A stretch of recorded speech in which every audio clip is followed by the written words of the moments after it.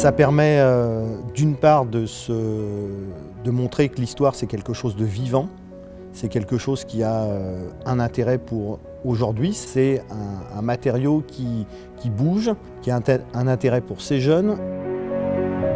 La résistance se conjugue au présent. C'est pas simplement l'histoire passée, c'est l'histoire du présent et de ce que chaque génération a à accomplir. Merci à vous, merci à vos professeurs.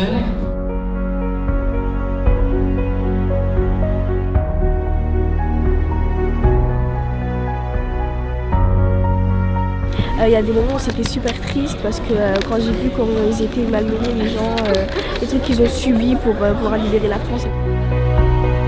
Je voulais vous demander, qu'est-ce que ça vous fait quand on parle de la résistance ? La résistance, pour moi, c'est une grande page de l'histoire de France. Les résistants se battent non seulement pour libérer la France de l'occupation nazie, mais ils se battent en même temps pour la dignité humaine.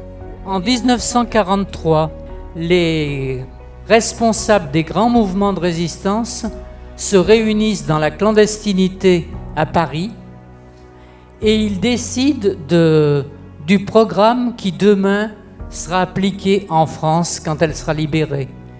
Et ce programme, par exemple, permet encore aux Français d'accéder aux soins, à tous les soins, ce qui n'existe pas dans beaucoup de pays.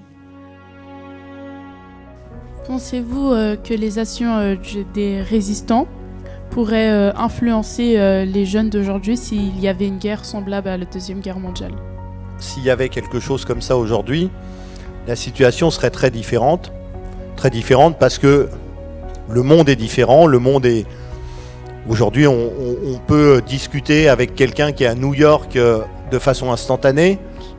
Ceci dit, dans les idées, effectivement, la résistance, c'est l'idée de combattre les injustices, c'est l'idée de combattre pour un monde meilleur, et c'est l'idée de combattre pour la liberté et la fraternité.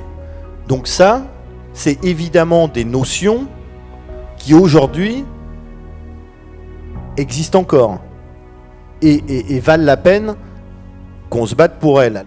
Donc, vous êtes amenés à être des résistants dans le sens où vous devez ne pas vous laisser déposséder de vos rêves d'avenir.